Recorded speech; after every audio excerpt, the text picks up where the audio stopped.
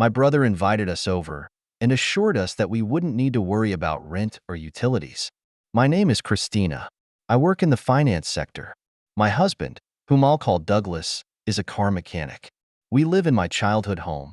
By childhood home, I don't mean that my parents live there. My family home is a long-standing family business where my father used to be the CEO. I have a brother who originally planned to take over my father's company, so he majored in economics in college. On top of that, my talented brother studied abroad at Oxford University, learned more about business management, returned to the United States, and worked with my father for several years. Eventually, my parents wanted to enjoy their retirement and moved to a place like Aspen, Colorado, seeming to enjoy their relaxed life surrounded by nature. Since my brother was given the company in return, my parents passed down the family home to me, their daughter. I decided to live there with my husband. The house is conveniently located with excellent access to public transportation, less than a 5-minute walk from the train station. Commercial facilities, hospitals, and schools are also within walking distance. Considering the future when our children leave the nest, we will be able to live comfortably in that sense. I am grateful that my parents gave me this house. We were planning on expanding our family and living happily, but we never thought that our life would come to a sudden end because of such an incident. After moving into this house, my mother-in-law started to visit frequently. Knowing that my parents run a business, my mother-in-law often asks about money. Since we got married, she has been curious. She often asks, "Hey, Christina, how many assets do your parents have? When your parents pass away, how much will you inherit?" She frequently talks about these things, and I can't help but think she is rather distasteful. I don't want to be too blunt, so I reply, "I wonder how much. I've never really thought about it, so I don't know. I've already received the house, so I might not get any money." Although I laugh and respond lightly, she says, "That can't be true, can it? Your parents are over 60. You never know what might happen. They must have discussed their assets with you." She seemed so interested in the asset discussion that I became convinced she was counting on my parents' wealth. I already knew how much I would receive, but I decided to keep silent, thinking it would be better not to tell my mother-in-law or my husband, who is close to her. However, an unthinkable incident occurred after this. Suddenly, without any notice, my mother-in-law and my brother-in-law's family moved into our house. Around 8 a.m. on a holiday, the doorbell rang unexpectedly. When I opened the door, there were movers. "Why are the movers here?" I asked, surprised and confused. My mother-in-law and my brother-in-law's family arrived and said, "We're going to be living here from today, so please take care of us." When I saw their grinning faces, chills ran down my spine. Just then, my husband woke up. When I asked him to explain the situation, he said nonchalantly, "What's the problem if Mom and the others move into this house? It's so spacious, so you should be able to spare some room." He spoke as if it was only natural to give them some space. I was surprised enough that we were living together, but then my sister-in-law said something even more outrageous. "We were invited by your brother, Christina. Since he called us, we're not going to pay any rent or utilities, so we're counting on you." My brother-in-law intruded into various rooms without permission and said, "This room has good sunlight, so give it to us, Douglas. Move all the stuff in here out to the hallway." I felt dizzy at this exchange. This is my house, but they were opening rooms here and there, trying to use them as their own. My mother-in-law and sister-in-law's family had been lacking common sense for a while, especially my sister-in-law, who had rummaged through my bag without permission before. If things continued like this, they would take over my room. Enough is enough. This is my house. Why are you acting like you own this place? I've had it. I want everyone to get out. I normally don't lose my cool or raise my voice in anger, but having these people move into the house my parents gave me without permission and treating it like it was theirs was something I could not stand. That's why I lost control of my emotions and shouted at all three of them. But then something unexpected happened. "How dare you talk to us like that? You're the one who should get out." The moment those words were spoken, I felt a severe pain in my cheek. Wait, did I get slapped? I realized what had happened a few seconds after being hit. I was stunned. I couldn't believe what had happened, and all that was left was a throbbing pain in my cheek. At that moment, I felt something snap inside me. I can't live with people who would do something like this. But this house is mine. I don't want them living here like parasites. I packed up my things to leave the house, intending to inform my family about this. I had to find a place far away from home, so I rented a monthly apartment for the time being. From there, I would have to commute to work. The moment I told my parents about it over the phone, I could tell they were furious, even through the phone, especially my dad. He is very doting and has always adored me and my brother. He was a strict CEO, but as a father, he was always kind and quick to help when we were in trouble. I didn't want to involve my parents, who were just about to retire, in something like this, but I was forced to because my inherited house was being taken away from me. While I was living in the monthly apartment, I was sure my husband and his family were freely using my house. So, I decided to do something that my brother and father suggested. A few days later, I checked my phone during my break and found dozens of missed calls and messages from my husband. I knew why he was calling. I called the water company and the electric company to cut off the utilities. Our house is all electric, so nothing works without electricity, and we haven't installed solar panels yet, so there's no way to supply electricity. It's very hot right now, so it must be pretty tough without electricity and water. The calls from my husband were probably to do something about it. Just as I was about to ignore it, my husband called again, timing it perfectly with my break. "Hey, what's going on? There's no electricity, and the water isn't working. You stopped the electricity and water, didn't you?" I could imagine the panicked state my husband was in from his voice over the phone. The house is mine, so now that I'm gone, there's no way I can leave the electricity and water on. That's why I had it cut off. If I left the utilities on, I would have to pay the bills, even though I'm not living there. I can't accept that, so naturally, I had it cut off. At this, my husband was furious and demanded that I renew the contract immediately. Just because he says to renew, it doesn't mean I'm going to say okay. I understand if they want to renew it, they should do it with their own money. But whenever it comes to this, they always say things like, "It's your house, so you should pay." So their words and actions don't match. Anyway, I have no intention of renewing the contract. "If you don't like it, then get out of the house right away," I said. After saying only that, I hung up the phone because my break was ending. Afterward, my mother-in-law, my sister-in-law, and my brother-in-law all called me. All of them were saying the same thing. They wanted me to get the electricity and water hooked up. Their room was hot and uncomfortable. They said it was inconvenient without water. But all of this was their problem, not mine. After listening to everything they said, I told them to handle it themselves and hung up the phone. I figured they were just greedy for money and thought they would give up and leave soon. However, even after a week passed, there was no sign of them leaving, so I decided to push them further. I consulted with my father's company's lawyer about the situation and asked him to send a notice to my husband. The content of the notice was about trespassing. They had barged into the house I owned without any consultation, drove me out of it, and were using it as their own. I explained to the four of them who used this malicious tactic that I was considering taking legal action.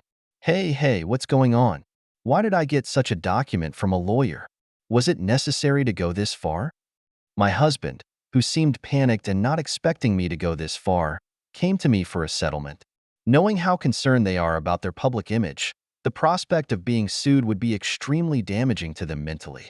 They wanted to avoid dealing with a lawyer at all costs, but they didn't want to give up their current lifestyle, so they were probably scheming to persuade me to let them continue their current lifestyle. I could see through what my husband was thinking like it was in the palm of my hand. That said, there was no way I could listen to what they had to say, so I didn't comply with my husband. At this, my husband finally exploded in anger, forgetting that he was at work and yelled at me loudly, "Cut it out! Are you getting carried away just because we're a little underhanded? Doesn't mean you can act so high and mighty. Go back to how things were right now and drop the lawyer." Even though he yelled in anger, it didn't affect me at all. On the contrary, I was annoyed by his phone call, thinking, "Who do you think you are, taking over someone else's house? No matter what you say or shout at me, my feelings won't change. If you continue to squat there, I will take legal action. You better think hard before you act." Over the phone, my husband was still shrieking, but I ignored him and hung up. This was a waste of time, and I had already talked to my lawyer about divorce. When I got home, I received calls from my mother-in-law and sister-in-law but I knew they were just going to talk about settling the matter. I didn't want to waste any more time, so I blocked their numbers to prevent further calls. After that, my prideful husband's family couldn't bear the idea of being sued, so they packed their bags and vacated the house. Then the lawyer intervened, and the divorce negotiations proceeded smoothly. I also had a house cleaning service come in, and finally, I was able to return to my sparkling clean house. Living apart from my husband's family and a monthly rental was comfortable, but of course, living in my own home was the best. The house is pretty worn down in some places, so I need to consider renovating it soon. I consulted with my father, and he introduced me to a good contractor, so I started consulting about the renovation. Living alone is comfortable. I'm not bound by anyone. I can lie around on the sofa without getting scolded. I can eat whatever I want without anyone saying anything. While I was enjoying my current life, I received a call from my ex-husband for the first time in 3 months. At first, I didn't answer the phone because I didn't recognize the number, but when the call kept coming from the same number, I thought it might be from a contractor, so I reluctantly answered the phone. However, as soon as I recognized the voice, my mood was completely ruined. It was my ex-husband, whom I had divorced 3 months ago. I had already divorced him with the intervention of a lawyer. We even made a promise never to approach each other again. So what on earth does he want now? I thought. Changing his phone number just to call me is strange. No matter how you look at it, we promised through our lawyer not to see or contact each other again. There's nothing left for us to talk about, so please don't contact me anymore. Right as I was about to hang up the phone, he said, "Hold on a minute, please. I just need you to listen just for a little while. I'm begging you." With that, he started yapping without any permission from me. My ex-husband's company is facing a serious financial crisis, and it's decided that his salary will be reduced. My mother-in-law's health is not good, and she is unable to work. My sister-in-law and her husband can't contribute to the living expenses since he isn't working a steady job. My sister-in-law is working multiple part-time jobs, but most of her paycheck is being used to pay off the debt that my brother-in-law made. The situation was desperate as my ex-husband was trying hard to make ends meet, but with his salary getting cut, it would become increasingly difficult to survive. Well, hearing all that, I couldn't think of anything but, okay, is that so? Because they intruded into my house without my permission, did whatever they pleased, and then tried to kick me out. It's simply unbelievable. I feel nothing for the people who did such a thing, and I have no sympathy for them. Even if you tell me these things, it doesn't solve anything. It's your family. You should deal with it yourself. There's nothing I can do about it. At my words, my ex-husband started to panic even more. Don't say things like that. We're in serious trouble. We won't even be able to pay the rent for the apartment, and we'll be struggling for food tomorrow. Hey, we used to be a family, right? Please help us, he pleaded in a voice close to crying. But I was not convinced. When I was in trouble, he did nothing to help and looked down on me, along with my mother-in-law. Just like my mother-in-law, my sister-in-law and my brother-in-law have also always looked down on me. They insulted me for my plain appearance or my old-fashioned way of thinking. They told me not to come around because they said I was so stiff and outdated that it was rubbing off on them, and they didn't care how hurt I was. As for my mother-in-law, she not only made things worse but also pushed me to have a baby as soon as possible, forced strange herbal medicines on me, made unnecessary doctor's appointments, and told all the neighbors that I was a barren wife. Looking back, there wasn't a single good thing about my marriage. My ex-husband, who used to be so kind before we got married, started to become my mother-in-law's puppet after the wedding. The first day my mother-in-law stormed into our house, I was out because I had an appointment. My mother-in-law was upset by this and cried to my husband, "I wanted to see Christina, but she wasn't there. I want to be friends with Christina." Imsad. After hearing his mother cry, my ex-husband yelled at me without listening to my side of the story. She said that she wanted to get along, but all she ever did when we met was badmouth me. "My son seems to have lost weight recently.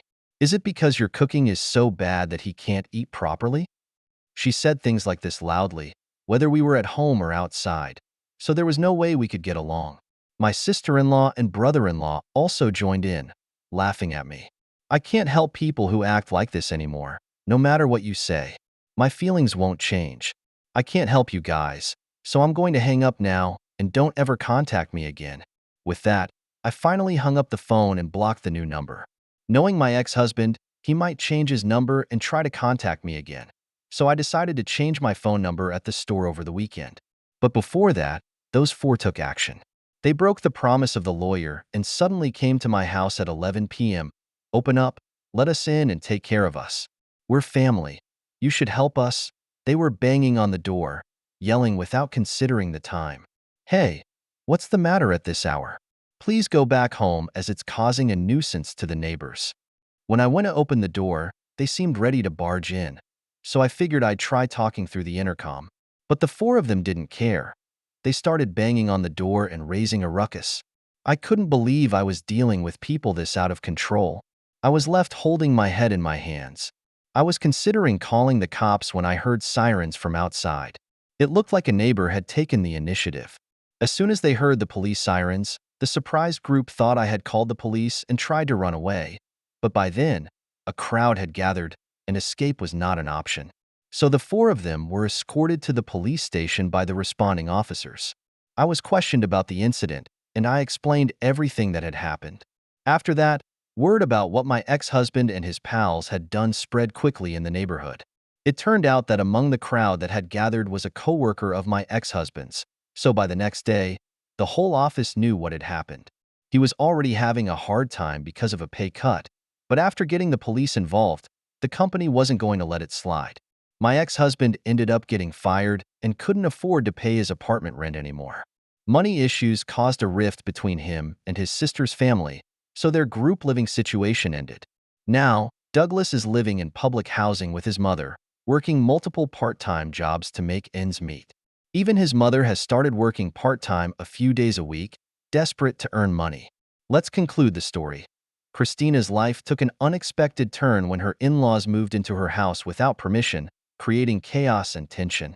Despite the upheaval, Christina stood her ground, asserting her rights and taking decisive action to reclaim her home.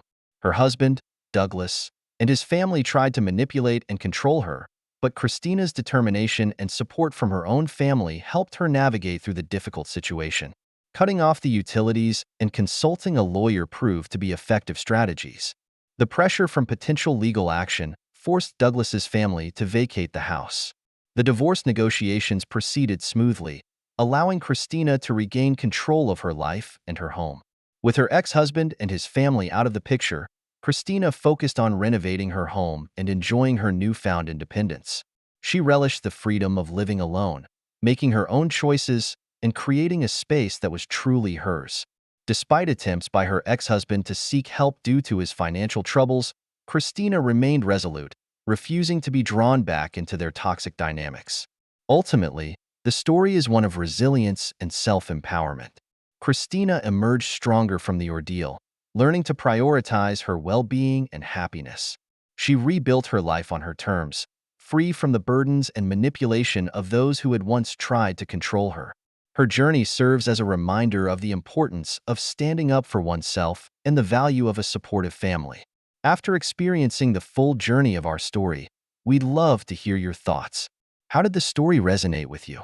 Don't forget to like, subscribe, and stay blessed. Thank you for watching, and see you in the next story.